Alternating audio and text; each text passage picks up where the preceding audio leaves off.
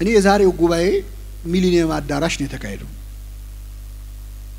መቃብር ውስጥ የተካሄደው በእውነቱ በዚህ አዳራሽ ብዙ ኃጢያት ተሰርቷል እዚህ አዳራሽ ውስጥ ምን ያልተደረገ ነገር አለ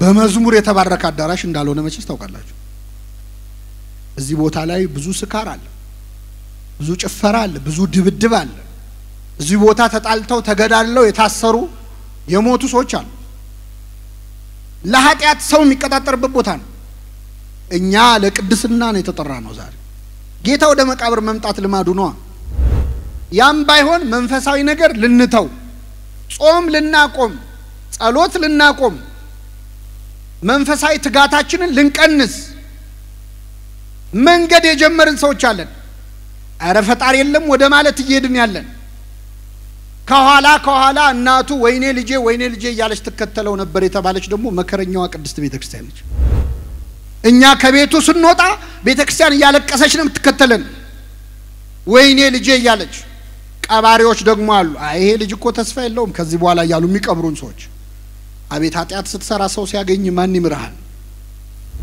ቤተክርስቲያን ብቻ ነው የምታለቅስልን ሌሎች ይስቁብናል ከመንገድ አስቆመው ይላል እጠፋ ያለችን ነፍስ ክርስቶስ ከመንገድ ይመልሳታል ሁላችንም በቸርነቱ ይመልሳል አሁን እሷ እንደው ከዚህ በኋላ ተመክራ ትመለሳለች ብለህ ነው የሚባል እሷ አሁን ይህንን ሱስ ይተዋል ብለህ ነው ከዚህ ስካር ከዚህ መጠጥ ከዚህ አመንዝራነት ይለያል ከዚህ በኋላ እኮ ተስፋ የለውም የተባለ የተቀበረ ሰው አለ ሌላ አላዛር እኛ ነን ለኛ ብሎ ያፈሰሰው እንባውን አይደለም ምኑን ነው ደሙን ነው ተመልሼ እንዳልመጣ ያንተን ውሃ ስጠኝ አለችው እስቲ በሉ ወደዚህ ጉድጓድ ተመልሼ እንዳልመጣ አሁን የሆነ ተመልሰን የምንመጣበት ጉድጓድ የለም እኔ ሁለተኛ አላረገውም ብለን የምናረገው ነገር የለም አልሄድም ብለን የምንሄድበት ቦታ የለም ግን እዚህ አዳራሽ ዛሬ ነጠላ ለብሳችሁ የመጣችሁ ሰዎች ሌላ ቀን ነጠላ ቀይራችሁ እንዳትመጡ ነጠላውን አስቀምጣችሁ ለሌላ ጉዳይ ከተመለሳችሁ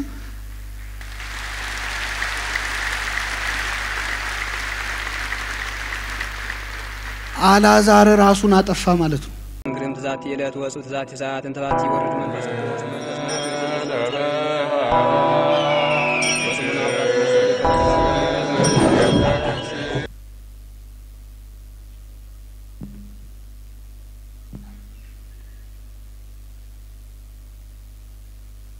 ብፁዕ አባታችን አቡነ ዲዮስቆሮስ የቅዱስ ሲኖዶስ ዋና ጸሐፊ ብፁዕ አባታችን አቡነ ቀሌምንጦስ የሰሜን ሸዋ ሀገረ ስብከት ሊቀ ጳጳስ ብፁዕ አባታችን አቡነ ጢሞቴዎስ የዳውሮና ከምባታ ሀገረ ስብከት ሊቀ ጳጳስ ብፁዕ አባታችን አቡነ መቃሪዎስ የካናዳ ሀገረ ስብከት ሊቀ ጳጳስ ብፁዕ አባታችን አቡነ ናትናኤል የኮሎራዶ ሀገረ ስብከት ሊቀ ጳጳስ ክቡር ቀሲስ ታጋይ የኢትዮጵያ ሃይማኖቶች ለሰላም ምክር ቤት ሰብሳቢ ክቡራን የየሀገረ ስብከቱ ስራ አስኪያጆች አበው ካህናት ወንድሞች ዲያቆናት ምእመናት ሁላችሁ በእግዚአብሔር ሰላምታ እንደምን ዋላችሁ አሜን ምህረቱን ቸርነቱን አብዝቶ እስከዚህች ሰዓት ያደረሰን በእድሜያችን ላይ የዛሬውን ዕለት ይችን ሰዓት የጨመረልን ከሰማይቱ ከቅዱስ መርቆሬዎስ በረከት ረድኤት እንድንሳተፍ በዚህ ታላቅ ጉባኤ ላይ የጠራን የሰበሰበን የአባቶቻችን አምላክ ሎለ ባህሪ እግዚአብሔር ስሙ የተመሰገነ ይሁን ይህንንም ብሎ በታላቅ ድምጽ አልዓዛር ሆይ ወደ ውጪና ብሎ ጮኸ የሞተውም እጆቹና እግሮቹ በመግነዝ እንደተገነዙ ወጣ ፊቱም በጨርቅ እንደተጠመጠመ ነበር ኢየሱስም ፍቱት ይሂድ ተዉት አላቸው ይላል። ስለ ቃሉ የአምላካችን ስም የተመሰገነ ይሁን። አልዓዛር ሆይ በሉ እስኪ ወደ ውጪና። በዚህ ቃል ተነስተን በሚኖረን አጭር የትምህርት ጊዜ እንማራለን። ለአባቶቻችን ለነቢያት፣ ለአባቶቻችን ለሐዋርያት፣ ለሐዋርያውያን አበው፣ ለሊቃውንት በጉባኤያቸው ተገኝቶ ምስጢሩን ጥበቡን ገልጦ ያስተማረ አምላካችን እኛንም በቸርነቱ የሚረባንን የሚጠቅመንን ነገር እንዲያስተምረን እንዲመክረን የእርሱ ቅዱስ ፈቃድ ይሁንልን። የዮሐንስ ወንጌል ምዕራፍ 11 ከቁጥር 1 ጀምሮ ስናነበው ከማርያምና ከእህቷ ከማርታ መንደር ከቢታንያ የሆነ አልዓዛር የሚባል አንድ ሰው ታሞ ነበር ይላል። ማርያምም ጌታን ሽቱ የቀባችው እግሩንም በጠጉሯ ያበሰችው ነበረች። ወንድሟ አልዓዛር ታሞ ነበር። ኢየሱስም ማርታንና እህቷን አልዓዛርንም ይወድ ነበረ ይላል። ስለ ቃሉ አምላካችን ስም የተመሰገነ ይሁን። በዚህ ታሪክ ላይ ወንጌላዊው ቅዱስ ዮሐንስ ስለ አንድ ቤተሰብ ማርያም ማርታና አልዓዛር ስለሚባሉ አንድ ቤተሰብ ጌታ እጅግ ይወደው ስለነበረ ቤተሰብ የተናገረው ቃል ነው። በዚህ ስፍራ ላይ እነዚህ ሁለት እህትማማቾች ወንድማቸው አልዓዛር በጠና በታመመ ጊዜ ጌታ ሆይ የምትወደው ታሟል አሉ። እስኪ በሉ ጌታ ሆይ የምትወደው ምን ብለዋል? አዎ ሰው ሲታመምብን የሚጸለይ ጸሎት ነው። በነገራችን ላይ ወንድም እህታችን አባት እናታችን ሲታመሙብን ጌታ ሆይ ምን የምትለው ታሟል የምትወደው ታሟል ብለው መልእክት ላኩበት ይላል። እነዚህ እህትማማቾች ክርስቶስን እንዲህ ደፍረው አልዓዛር ታሟል በማለት ፈንታ የምትወደው ታሟል እንዲሉ ምክንያቱ ምንድነው? ይህንን የምናገኘው የሉቃስ ወንጌል ምዕራፍ 10ን ስናነብ ነው። የሉቃስ ወንጌል ምዕራፍ 10 መጨረሻ ላይ ጌታ ወደ ማርያምና ወደ ማርታ ወደ አልዓዛር ቤት እንግዳ ሆኖ ሄዶ ነበር ይላል። ልብ አድርጉ። ክርስቶስ የሰማይና የምድር ፈጣሪ ጌታ አንድ ቤት ውስጥ እንግዳ ሊሆን ከቤታቸው ተገኝቶ ነበር። በማርያምና በማርታ በወንድማቸው በአልዓዛር ቤት እንግዳ ሆኖ ከቤታቸው ተገኘ። እንዲያውም ሉቃስ እንደጻፈልን ወንጌላዊው እነዚህ እህትማማቾች ጌታ ቤታቸው ሲመጣ እንዴት እንደሚያስተናግዱት ግራ ገባቸው። እስቲ አሁን ክርስቶስ ቤታችሁ ቢመጣ ምንድነው የሚሰማችሁ?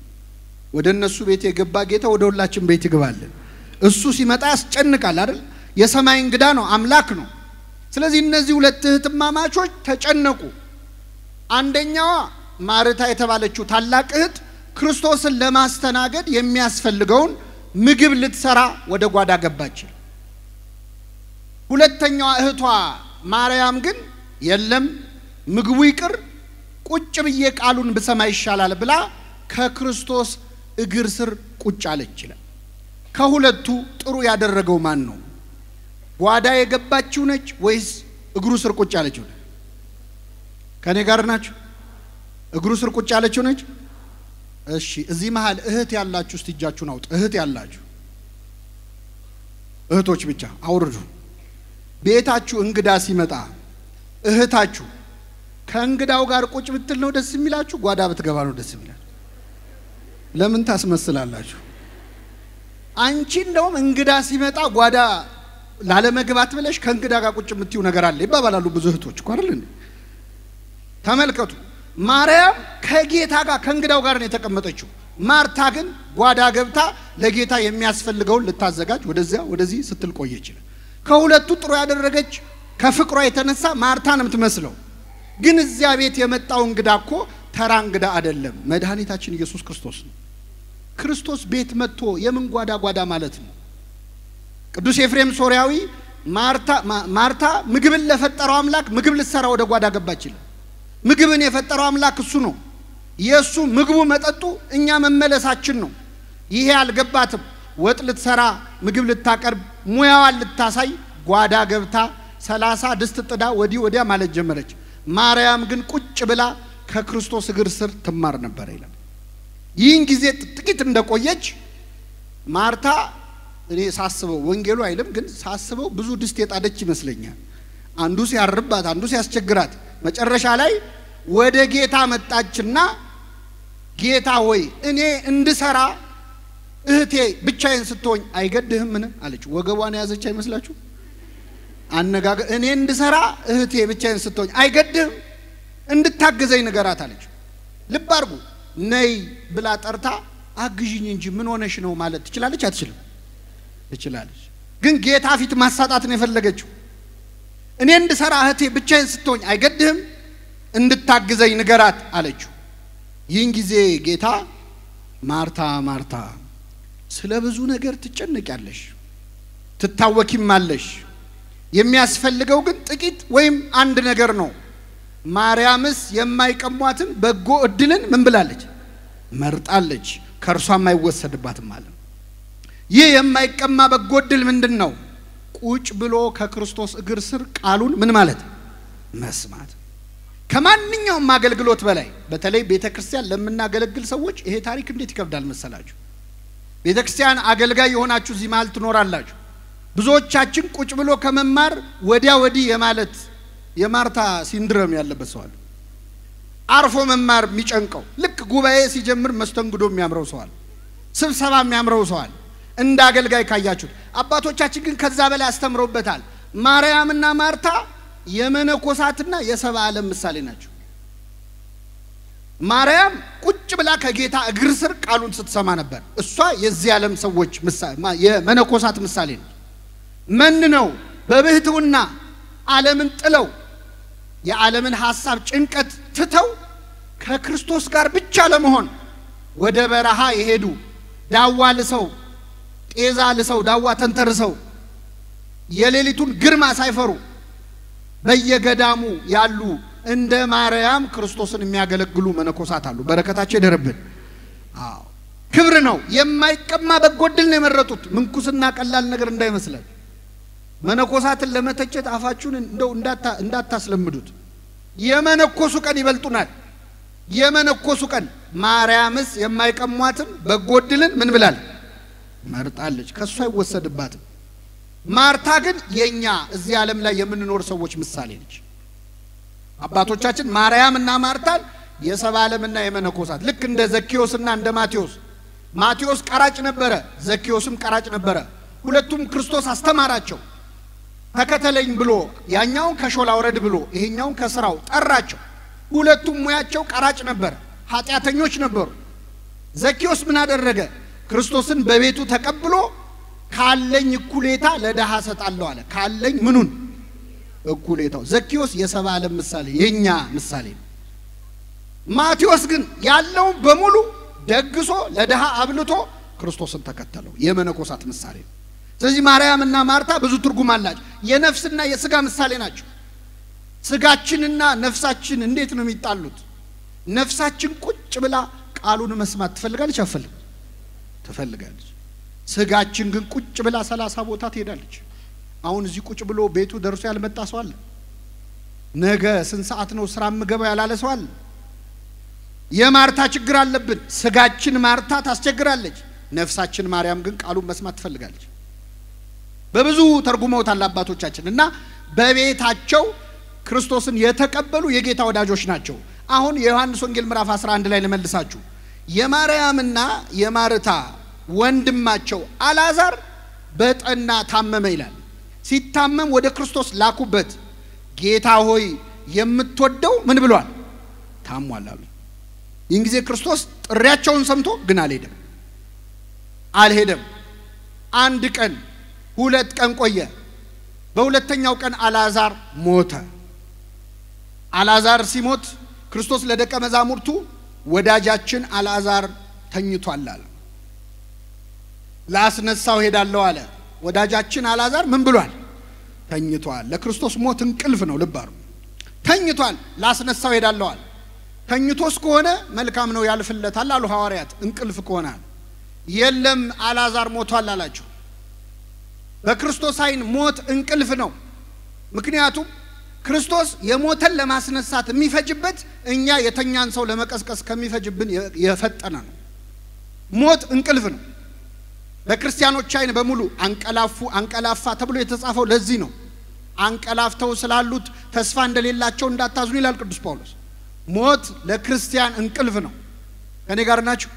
ወንድም እህቶቻችሁ አሁን ቤታችሁ ውስጥ ታላቅ ወንድማችሁ እህታችሁ እናት አባታችሁ እንቅልፍ ሲተኙ ተኝተዋል ስትባሉ ወይኔ እናቴ ብላችሁ ታለቅሳላችሁ? ደረት ትመታላችሁ? አናደርገው፣ አናለቅስም። ለምንድን ነው አናለቅሰው? የተኙ ምን ይላሉ? የሞተስ አታምኑ? የሙታንን መነሳት ምን እንዳደርጋለን? ታዲያ ምንድነው የሞታ አይነሳም እንዴ? ይነሳል። ስለዚህ ሞትን እንደ እንቅልፍ እንድናይ ይፈልጋል። ወዳጃችን አልዓዛር ተኝቷል አላቸው። ላስነሳው ሄዳለሁ አላቸው። ጌታ ወደዚያ ስፍራ ሲደርስ አልዓዛር ከሞተ ልብ አድርጉ 4 ቀን ሆኖት ነበር። 4 ቀን ያህል አልዓዛር ሞቶ ተቀብሮ ሰውነቱ በስብሶ ነበር። እግዚአብሔር አንዳንድ ችግር ሳይፈታ ይቆያል። ችግሩ በደንብ ስር እስኪሰድ ይጠብቃል። እሱ እንደፈታው እንድናውቅ ማለት እሱ እንዳስነሳው እንድናውቅ።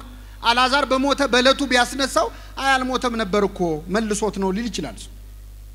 ስለዚህ እስኪበሰብስ ጠበቀው። ስጋው እስኪፈርስ ድረስ አይኑ እስኪፈስ ጠበቀው። ከ4 ቀን በኋላ ክርስቶስ አልዓዛር ማርያም እና ማርታ ወዳሉበት መጣ። ወደ ቢታንያ ከኢየሩሳሌም በጣም ቅርብ ነች ቢታንያ። የደብረ ዘይት ተራራን አቋርጦ መሄድ ነው። እዚያ ሲደርስ ለቅሶ ተደርጎ እንግዲህ አይሁድ ልክ እንደኛ ለቅሶ ያከራሉ። ሰርግም ለቅሶም በጣም ያከራሉ። ወይ ድንኳን ይጥላሉ አለዚያ ምኩራብ ውስጥ ነው የሚያለቅሱት። እና በጣም ብዙ ህዝብ ከኢየሩሳሌም መጥቶ ጸሐፍት ፈሪሳውያን ሁሉ ለቅሶ ሊደርሱ ተሰብስበዋል። ጌታ ልክ ሲደርስ ማርታ ወጣ ተቀበለችው ይላል። ማን ወጣ ተቀበለችው? በቃ መስተንግዶ የለመደ ሰው እንደዚህ ነው ያላችሁ። ቀደምም ቤት ሲመጣ ወጣ የተቀበለችው ማን ነች? ማርታ ነች። እንግዲህ ማርታ የምትባይ ካለሽ ይቅርታ አድርጊልኝ። ወጣ ተቀበለችው። ጌታን ስታይ ምን አለች? ጌታ ሆይ አንተ በዚህ ኖረ ቢሆን ኖሮ ወንድሜ ባልሞተ ነበር አለች። በጠራንህ ጊዜ ብትመጣ እንደነገርንህ ብትደርስ አንተ እዚህ ሆነህ ወንድሜ ባልሞተ ነበር አለች። ፍቅሯን፣ እምነቷን፣ ወቀሳዋን አንድ ላይ ተናገረች። አንተ እዚህ ብትኖር አያቅትም ሙት ማስነስ የታመመ መፈወስ አያቅትም። ግን ደግሞ ምን ነው እንደነገርና አልመጣህም? አምነንብህ አልነበር ወይ? ተወደው አልነበር ወይ? ብዙ ወቀሳም ጸሎትም ያዘለ ነው። አንተ ኖረህ ቢሆን ኖሮ ወንድሜ ባልሞተ ነበር አለች። ግን የንግግር ትልቁ ችግሩ ምን መሰላችሁ? ለክርስቶስ አንተ በዚህ ኖረ ቢሆን ኖሮ ይባላል? ክርስቶስ የሌለበት ቦታ አለ? የለም። የአልዓዛርን ነፍሱን ከስጋው የለየው ማን ነው? ራሱ ነው። ነፍስን ከስጋ የሚለይ እሱ ነው። ባለስልጣኑ እሱ ነው። ግን አንተ በዚህ ኖረ ቢሆን ኖሮ ወንድሜ ባልሞተ ነበር ብላ አለቀሰች። ይህን ጊዜ ጌታ ወንድምሽ ይነሳል አላለ። እስቲ ከኔ ጋር በሉ ወንድምሽ ይነሳል። ምን ይላል? ይህንን ሲላት ማርታ ምን አለች? በመጨረሻው ቀን በትንሳኤ እንደሚነሳ አውቃለሁ። አዎ እውነትህን ነው። ወንድሜ አሁን ሞቶ አይቀርም። የሙታንን ትንሳኤ ያምናሉ አይሁድ። ስለዚህ ይነሳል የዛኔ ያለች። ጌታ ምን አላት? ትንሳኤና ሕይወት እኔ ነኝ። በዕለተ ምጽአት መጥቼ ሙታንን ማስነሳቸው እኔ ነኝ። ስለዚህ እኔ እስክመጣ ምን አስጠበቀሽ? እኔ እዚሁ አጠገብሽ አለሁኝ። ወንድምሽን ላስነሳው እችላለሁ። ይህንን ታምኛለሽ አላት። ከኔ ጋር ናችሁ? ይህንን ታምኛለሽ ሲላት ምን አለችው መሰላችሁ? አንተ የእግዚአብሔር ልጅ እንደሆንክ አምናለሁ አለችው። ያልተጠየቀችው መለሰች። ከአንበሳና ከነብር ማን ነው ጀግና ስትባሉ ዝሆን ትልቅ ነው ይባላል። ጥያቄው ማን ነው ጀግ? ወይ አንበሳው ወይ ነብር ነው። ጌታ የጠየቃት ትንሳኤም ሕይወትም እኔ ነኝ፣ ለሙታን ሕይወትም ምሰጥ እኔ ነኝ፣ እንደማስነሳው ታምኛለሽ ሲላት የእግዚአብሔር ልጅ እንደሆንክ አምናለሁ አለችው። የእግዚአብሔር ልጅ ነህ ያለኮ ጴጥሮስ አንተ አለት ነህ ተብሎ ተመስግኗል አይደል? ማርታን ግን አላመሰገናትም። ለምን? ክርስቶስ ከሞት ወንድሟን ሊያስነሳ እንደሚችል ስላላመነች ነው። ሸሸችው ጥያቄው ማለት። ይህንን ብላ ወደ ለቅሶ ቤቱ ተመለሰች ይላል። ወደ ለቅሶ ቤቱ ስትመለስ ማርያም ከእንግዶች ጋር ቁጭ ብላለች እንደ ልማዷ ማለት ነው። ነይ ብላ ጠራቻት ነይ ብላ በስውር ጠራቻት በደንብ አስተውሉ በጣም ይገርማል መጽሐፍ ቅዱስ እስኪ በሉ በስውር ጠራቻት ቅድም ጌታ ቤት ውስጥ በመጣ ጊዜ ማርታ ስራ ሲበዛባት የጠራቻት በስውር ነው በግልጽ ነው አሁን ግን በምን ጠራቻት በስውር ቅድም ነበር በስውር መጥራት የነበረባት አሁን ግን በስውር ጠራቻት ለምን ለቅሶ ሊደርሱ የመጡ ጸሐፍት ፈሪሳውያን በዛ ቦታ ላይ ብዙ አሉ አብዛኞቹ ጸሐፍት ፈሪሳውያን ደግሞ ክርስቶስን ይጠሉታል ሊገሉት ይፈልጋሉ ስለዚህ የክርስቶስ ተማሪ የክርስቶስ ወዳጅ መሆናቸውን እንዲያውቁባትና እንዲቀየሙባት አልፈለገች አፈረችበት በክርስቶስ ስለዚህ እህቷን በስውር ጠርታ ነይ መምህሩ ይጠራሻል አለቻት ማርያም ብን ብላ ወጣች ብን ብላ ስትወጣ ለቅሶ ሊደርሱ የመጡ ሰዎች ሁሉ ልታለቅስ ወደ መቃብር ልትሄድ ነው ብለው ተከትለዋት ግር ብለው ወጡ ወጣ ኮረብታው ላይ ስትደርስ ክርስቶስ ቆሟል እግሩ ስር ወደቀች አንተ በዚህ ኖረ ቢሆን ኖሮ ወንድሜ ባልሞተ ነበር አለች ምን አይነት ቤተሰብ ነው እህቷ ያለችውን ደገመችው አንተ ብትኖር ወንድሜ አይሞትም ነበር አለች አለቀሰች ሁሉም አንድ ላይ ሲያለቅሱ ክርስቶስ በመንፈሱ ታወከ እንባውንም አፈሰሰ ይላል አራስ ነሳዋለሁ የምንለቅሶ ነው ተረጋጉ አላለም ጌታ አሁን ከ5 ደቂቃ በኋላ እኮ ይነሳል አቁሙ ለቅሷችሁን አላለም እንባውን አፈሰሰ ይላል እንደውም አይሁድ እንባውን ሲያፈስ ሲያዩ እንዴት ይወደው ነበር አሉ ይላል እንዴት ቢወደው ነው ምን ነው እንዲኮወደደው ቀደም ብሎ መጥቶ አያስነሳውም ነበር እውሩን ያበራ ይህን በሽተኛ መፈወስ ይችል የለ ወይ አሉ ይህን ጊዜ ጌታ ወዴት ቀበራችሁታል እስኪ በሉ ወዴት ቀበራችሁት አሁን ጌታ ይሄንን አለ ብለው አንዳንድ ሰዎች አምላክ አይደለም እንዴት ወዴት አለ ብለው ይከራከራሉ አይሁድ ሳይቀር ክርስትናን የሚተቹት አንዱ ክርስቶስ ወዴት ቀበራችሁት አለ ኢትዮጵያዊው ሊቅ አባታችን አባ ጊዮርጊስ ዘጋስጫ ወዴት ቀበራችሁት የሚለውን ይዘው ክርስቶስ አምላክ አይደለም ለሚሉ አይሁዳውያን ሲመልስ ምን አለ አዳም በገነት በበደለ ጊዜ እግዚአብሔር በገነት መካከል ተመላለሰ አዳም ሆይ ወዴት ነህ አለ የዛኔ አያውቅም ነበር ወይ ብለው ያውቃል በብሉይ ኪዳን ወዴት ነህ ብሎ የተናገረው መጽሐፍ ቅዱስ የተጻፈው ለሰው ስለሆነ በሰው ቋንቋ ነው እግዚአብሔር ሰው ሳይሆን ሰው የሆነው በመጽሐፍ ቅዱስ ነው ይባላል የኛን ደካማ ባህሪ ተረድቶ እንደ ሰው ነው ያወራው እግዚአብሔር በሐዲስ ኪዳን ደግሞ ለአጽድቆተ ትስብእት ሰው መሆኑን ለማሳየት ወዴት ቀበራችሁት አለ መቃብሩ ያለበትን አሳዩት ድንጋዩን አንሱት አላቸው ማርታ ቀረብ አለችና ጌታ ሆይ 4 ቀን ሆኖታል ይሸታል አለችው ይውላችሁ ቁጭ ብሎ ከጌታ እግር ስር ወንጌል ያልተማረ ሰው ሁሉ ችግር ፈጣሪ ይሸታል አለችው ገሰጻት ብታምኚ የእግዚአብሔርን ክብር እንድታይ አልነገርኩሽምን አለ ከዛ ወደ መቃብሩ ቀረበ አልዓዛር ወደ ውጪና አለ አልዓዛር ወዲያውኑ መግነዙ እንደተጠመጠመ ከመቃብሩ ወጣ ይላል እግዚአብሔር የተመሰገነ ይሁን አልዓዛር ወደ ውጪና እስኪ በሉ አልዓዛር ወደ ውጪና አስነሳው ይሄ ቃል ብቻ አይገርም ለምን በስሙ ጠራው አንደኛ ዝም ብሎ አንተ የሞትከው ውጣ ቢለው ቦታው መቃብር ስለሆነ ብዙ ሰው በስተት ይወጣል አይደል ስለዚህ በማጣራት ያስፈልግም ከወጡ ሞክሾች ይወጣሉ አይደል አልዓዛሮች ይወጣሉ ስለዚህ አድራሻ መናገር ያስፈልጋል ጌታ ሊያስነሳ የመጣው ማን ነው አልዓዛር ውጣ ለመቼስ ኪዮስ ሊፈጥር ሙታን ሁሉ አንስቶ ሀገር ሊበጠብጥ አይደለም የመጣው ጌታ ሙታን ሁሉ ቢነሱ እኮ ችግር ነው የሚሆነው ታውቃላችሁ አታውቁም ይሄን አሁን የሞቱ ሁሉ ቢነሱ እስቲ ሀገር አይበጠበጥም እስቲ ቅምቅማታችሁ ቢመጡ አሁን የት ልትኖሩ ነው ብዙ ማህበራዊ ብጥብጥ አለ ስለዚህ ጌታ አልዓዛር ነው ማስነሳት አልዓዛር ውጣ አለ በጣም የሚገርመው ግን ሰው ከሞተ በኋላ እኮ በስሙ አይጠራ አሁን እኛ ወገኖቻችን ሲሞቱብን ከቤት ሲወጡ ምን ወጣ ነው ምንለው ሬሳው ወይ አስከሬኑ ሬሳ ማለት የበሰበሰ ማለት አስከሬን ስክሪኒውም በግሪክ ፎልደር ማህደር ማለት ሳጥን ማለት ሁለቱም ያው ነው አልተሻሻለ አስከሬን ወጣ እምንወዳቸውን ሰዎች እኮ ነው አስከሬኑ ምን ነው እምንወዳቸው ሰዎች እስቲ አብረሻቱኝ እህትሽ ነች አብረሻት አምሺ ብትባይ አባትህ ነው ወንድም ነው አብረው አምሺ ቢባል አረኔ ከሬሳ ጋር ብር ያልሆንም ነው የሚለው ይገርማል ፍጥነቱ ዓለም እኮ ሲጸየፈን ሲረሳን ፍጥነቱ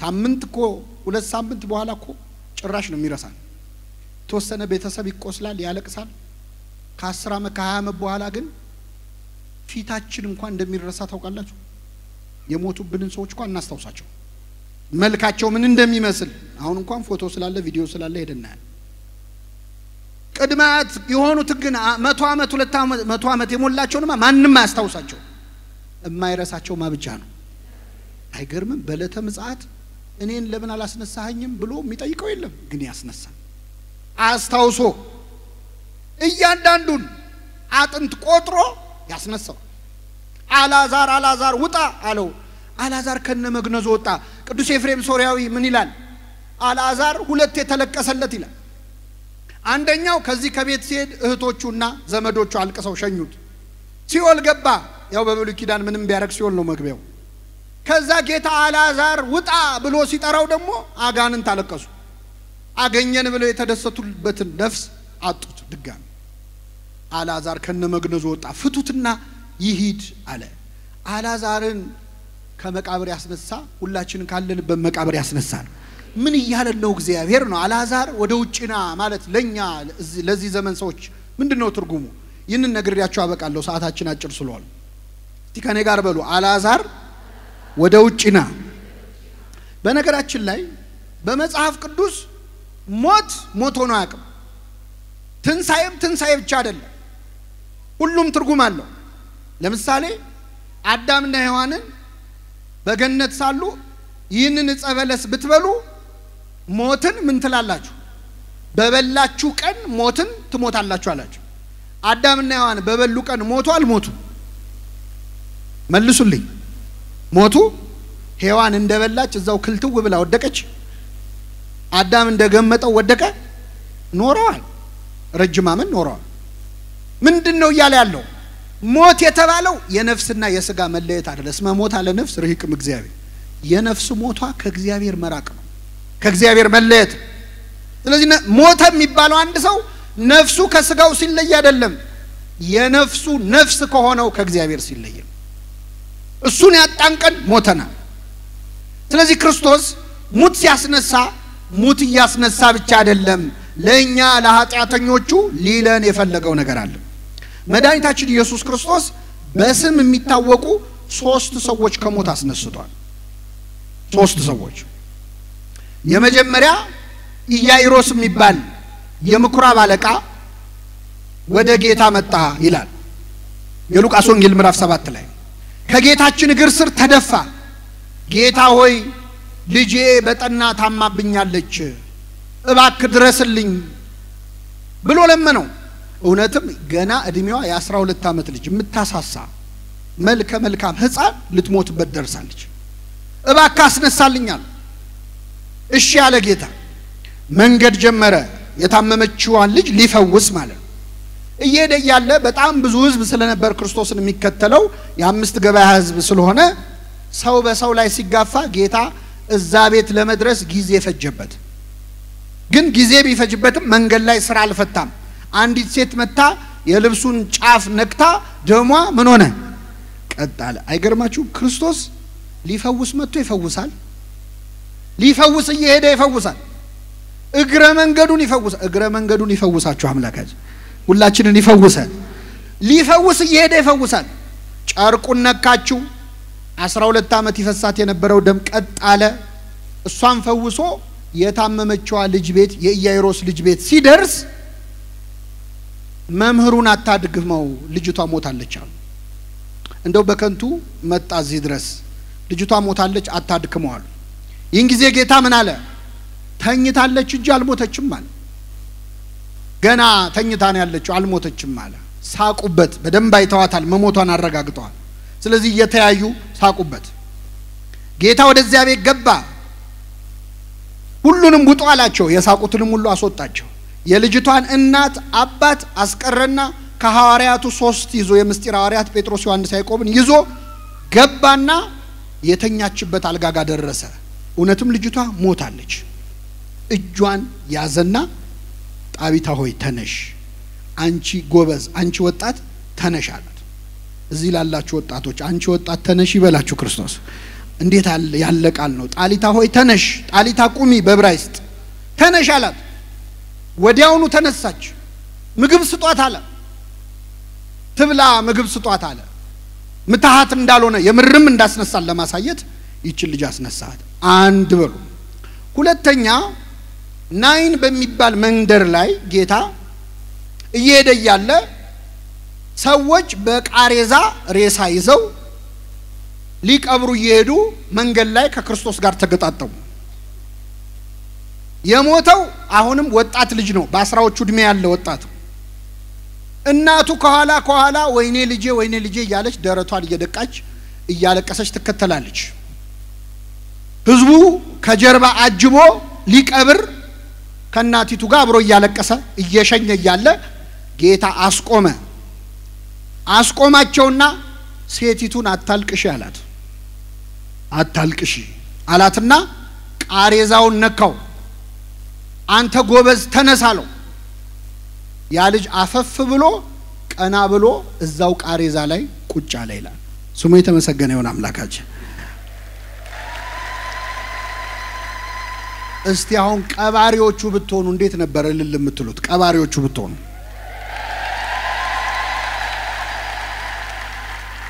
እንደናንተ አይደለም የነሱ እኔ እርግጠኛ ነኝ በጣም የሚያስደስት ነው አይደለም ሊቀብሩ እየሄዱ ቀብሩን አስቆመው ክርስቶስ ቀብራችንን ያስቆምልን ጌታ አስቆመው ከዛ አስነሳትና ለእናቱ ሰጣት ይላል መለሰላት ይሄው ያሳደግሽው ሞተብኝ ብለሽ ተስፋ የቆረጥሽበት ልጅ ተነስቷል ብሎ ለእናቲቱ ሰጣት ይላል ይሄ ሁለተኛው ሶስተኛው የአልዓዛር መነሳት ነው አሁን የነገርኳችሁ ኃጢያት ነው ሞት ብለናል ስለዚህ ክርስቶስ እየተናገረ ያለው እያንዳንዳችን እንዴት እንደምንሞት ነው ከሱ እንዴት እንደምንለይ ነው የመጀመሪያው አሟሟት የወጣቷ የ12 ዓመቷ ልጅ ሞት ነው ክርስቶስ ቤት ውስጥ ገብቶ አስነሳት ሁለተኛ ወጣቱን ጎበዝ ከመንገድ ላይ አስቆሞ ከናቱ ጋር አገናኘው ሶስተኛው አልዓዛርን ከእህቶቹ ጋር አገናኛቸው በዕለተ ምጽአት ሲመጣ ምን እንደሚያደርግ እያሳየን ነው ጌታ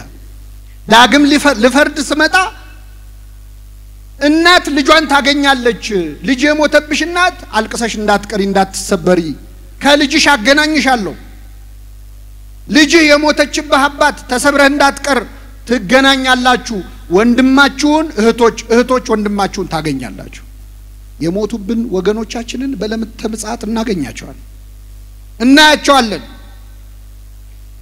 ልጆች አባታቸውን ያገኛሉ አባቶች ልጆቻቸውን ያገኛሉ ወንድም እህት ወንድሙን ያገኛል በዕለተ ምጽአት ሲመጣ ትንሳኤና ሕይወት እኔ ነኝ ያለ ክርስቶስ ምን እንደሚያደርግ አሳየን አንድ ሁለተኛ የኛ አሟሟት በኃጢያት አሟሟታችንም ከነዚህ ሶስት ሟቾች ጋር ተመሳሳይ ነው የመጀመሪያው ቤት ውስጥ ሆና የሞተች ልጅ ነች ይቺ ልጅ ከቤተሰቧ አልተለየችም ካልጋዋ አልተነሳችም ግን ሞታለች የመጀመሪያው በኃጢያት ምን ሞተው ቤተ ክርስቲያን ውስጥ ሆነን ምን ሞተው ሞት ነው እንደዚህ ነጠላ ለብሰን እየዘመርን አዳራሹን በዝማሬ በልልታ እያናጋን ግን በኃጢያት የሞትን ሰዎች አሉ ምን አደረገ ክርስቶስ ገባ ጓዳ ድረስ ውስጣችን የሞተ ሰዎችን ይጎበኛል እጇን ያዘ ይላል ክንዷን አንስቶ አንቺ ጣቢታ ሆይ ቁሚ አንቺ ጎበዝ ቁሚ አለ ቤተ ክርስቲያን ውስጥ ሆነ ለሞትን ሰዎች ክርስቶስ እዛው እንዳለን ንስሐን ትንሣኤ አድርጎ ይሰጠናል ለሁላችን ይስጠን ካስነሳት በኋላ ምን ስጧት አለ ሰምታችሁኛል ምን ስጧት አለ የክርስቶስን ሥጋና ደም ቤተ ክርስቲያን ውስጥ ሆነ ለሞትን ሰዎች እባካችሁ ቶሎ ስጡት ብሎ የሚያዝልን ማዕድ የጌታ ሥጋና ደም ሁለተኛው ሞቶ ሰዎች ሊቀብሩት መንገድ ላይ ይዘውት እየሄዱ የነበረ ልጅ ነው ያ ወጣት ነው ይሄ ደግሞ ከቤተ ክርስቲያን ወጥተን መንገድ ላይ ያለን ሰዎች አሉ ሃይማኖታችንን ልንክድ ያም ባይሆን መንፈሳዊ ነገር ልንተው ጾም ልናቆም ጸሎት ልናቆም መንፈሳዊ ትጋታችንን ልንቀንስ መንገድ የጀመርን ሰዎች አለን። አረ ፈጣሪ የለም ወደ ማለት እየሄድን ያለን ከኋላ እናቱ ወይኔ ልጄ እያለች ተከተለው ነበር የተባለች ደግሞ መከረኛዋ ቅድስት ቤተክርስቲያን ነች።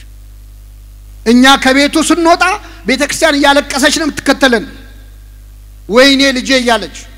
ቀባሪዎች ደግሞ አሉ ይሄ ልጅ እኮ ተስፋ የለውም ከዚህ በኋላ እያሉ የሚቀብሩን ሰዎች። አቤት ኃጢአት ስትሰራ ሰው ሲያገኝ ማን ይምርሃል?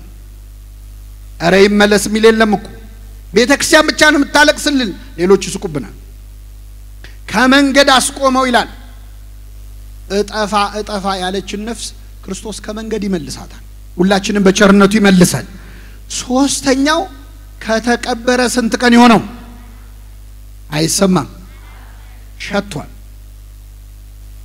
ይሄ ማለት ደግሞ በኃጢአት ተበላሽተን ተቀብረን የቀረን ሰዎች የሱ ነገር ከዚህ በኋላ ምንም ተስፋ የለውም የሚባል ማለት። አሁን እሷ እንደው ከዚህ በኋላ ተመክራ ትመለሳለች ብለህ ነው የሚባል። እሷ አሁን ይህንን ሱስ ይተዋል ብለህ ነው? ከዚህ ስካር፣ ከዚህ መጠጥ፣ ከዚህ አመንዝራነት ይለያል ከዚህ በኋላ እኮ ተስፋ የለውም የተባለ የተቀበረ ሰው አለ። ሌላ አላዛር እኛ ነን። ጌታ መጣ፣ ወዴት ቀበራችሁት አለ። ለሰዎች ይጠይቃቸዋል። ወዴት ቀበራችሁት ይላል እኮ። የቀበሩንን ሰዎች ይጠይቃል ክርስቶስ። እሱ ተስፋ አይቆርጥም። ሰው በእኛ ተስፋ ቢቆርጥ እሱ አይቆርጥም። ወዴት ቀበራችሁት ብሎ ጠየቀ። ጌታ ሆይ ይሸታል አለችው ይላል። ይሸታል የሚሉ ሰዎች አሉ። አንዳንድ ሰው ወደ ቤተክርስቲያን ሲመጣ ይሄ ሰውዬ ለቤተክርስቲያን አይሆንም የሚባል ሰው የለም አለ። ከኛም ብሶ ለክርስቶስ ተቆርቁረን እኮ አይሆንህም የምንለው ሰው አለ። በዚያ አለባበሱ፣ በዚያ አነጋገሩ፣ በዚህ ጸባዩ ጌታ ሆይ ይሸታል ብለን የምንከላከለው ሰው አለ። ለክርስቶስ ግን አይሸተው። የተወለደውስ በረት ውስጥ አልነበር? የሚሸት ቦታ ነው እኮ የተወለደው። በሁለት እንስሳት መሃል ምን እያለን ነው? በእንስሶች መሃል የተወለደው እንደ እንስሳ የከረፋ ህይወት ቢኖራችሁ አልጸየፋችሁም ነው፣ እኛን ለማጽናናን። ስለዚህ የገዛ እህቱ ይሸታል ተው አለችው። ገሰጻት። አላዛር አለ። መጀመሪያ አለቀሰ ይላል። እንባውን አፈሰሰ። ለአላዛር ብሎ እንባውን አፈሰሰ። ለኛ ብሎ ያፈሰሰው እንባውን አይደለም፣ ምኑን ነው? ደሙን ነው። ለአላዛር ያዘነ ጌታ ለሁላችን ይዘንልን። ውጣ አለው። አላዛር ከነ መግነዙ ወጣ ይላል። ከነ ትብትባችን ሊያወጣን ይችላል እግዚአብሔር አይችልም? መግነዞች እኮ አሉ ተብትበው የያዙ ሱሶች አሉ፣ አመሎች አሉ። እግዚአብሔር ብቻ ሊያላቅቀን የሚችላቸው። ያቺ ሳምራዊት ሴት የጸለየችውን ጸሎት ሰምታችኋል? ጌታ ሆይ አለችው። ውሃ ልትቀዳ መጣ አግኝቷት አናግሯት። ወደዚህ ጉድጓድ ተመልሼ እንዳልመጣ ያንተን ውሃ ስጠኝ አለችው። እስቲ በሉ ወደዚህ ጉድጓድ ተመልሼ እንዳልመጣ። አሁን የሆነ ተመልሰን የምንመጣበት ጉድጓድ የለም? እኔ ሁለተኛ አላረገውም ብለን የምናረገው ነገር የለም? አልሄድም ብለን የምንሄድበት ቦታ የለም? አልሰማም ብለን የምንሰማው፣ አላይም ብለን የምናየው፣ አላደርገውም ብለን አመት በመጣ ቁጥር ዝተን ተመልሰን የምንዘፈቅበት ጉድጓድ አለ። የኛ ጉድጓድ ደግሞ ጥልቀቱ ያንተን ውሃ ስጠኝ ጌታ ሆይ አለችው። አንተ ስትሰጠኝ ነው ከዚህ መመላለስ። እያንዳንዳችን ከምንመላለስበት ጉድጓድ አምላካችን ይመልሳል። አላዛርን ውጣ አለው። ወጣ፣ ከነ መግነዙ ወጣ ይላል። ፍቱትና ይሄድ አላቸው።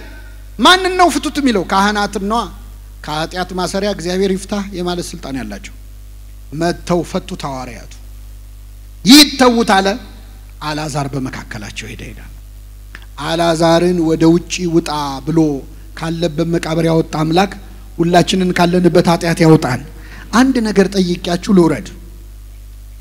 አላዛር ከአራት ቀን አስከሬንነት በኋላ ከአራት ቀን የመቃብር ቆይታ በኋላ ና ውጣ ብሎ ያስነሳው ማን ነው? አይሰማም? ክርስቶስ ነው አይደለም? እግዚአብሔር ነው አይደለም? አላዛር ከመቃብር ከወጣ በኋላ ራሱን ቢያጠፋ ምን ይመስላችኋል?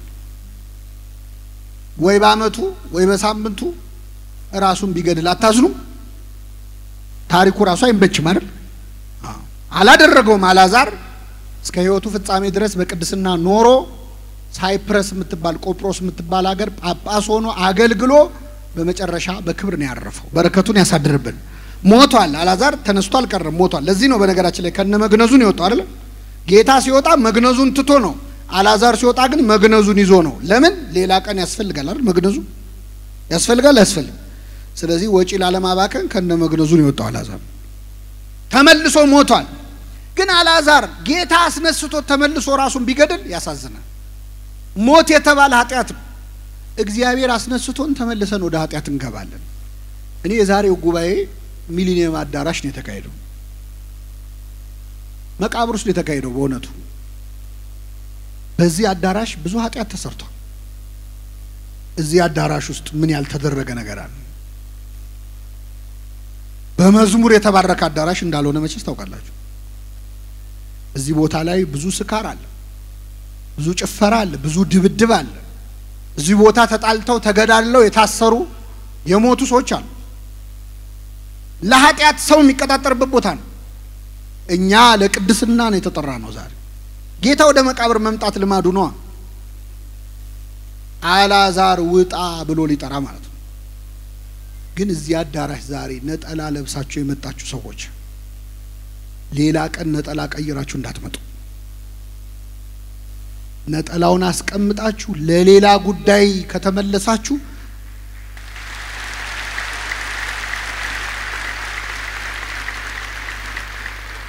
አልዓዛር ራሱን አጠፋ ማለት ነው። ከመቃብር አውጥቶት ጌታ ተመልሶ መቃብር ውስጥ መገኘት ውርደት ነው። ከዚህ ጠብቀን የሰማነውን በልቡናችን ያሳድረን።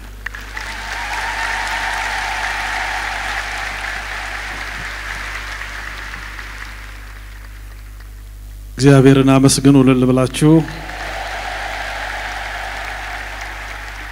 እግዚአብሔር አምላካችን ስሙ የተመሰገነ ይሁን። የምንወደው ወንድማችን መምህር ዲያቆን ሄኖክ ኃይሌ በእውነት ለነፍሳችን እረፍት የምናገኝበትን የእግዚአብሔርን ቃል መግቦናልና ቃለ ሕይወት ያሰማልን በሉ። ቃለ ሕይወት ያሰማልን፣ ቃለ ሕይወት ያሰማልን፣ በእድሜ በጤና ይጠብቅልን። እንዴት እንደመጣ እኛን የምናውቀው ማለት ብዙ ነገር ነበረ። እነዚያን ሁሉ ነገሮች ታግሶና ችሎ ሰርዞ ነው ለዚህ ጉባኤ የመጣውና እናንተና አክብሮ እግዚአብሔርና አክብሮ እግዚአብሔር የተመሰገነ ይሁን። በእድሜ በጤና ይጠብቅልን። እንግዲህ ትዛት የለት ወሱ ትዛት ሰዓት እንተባት ይወርድ መንፈስ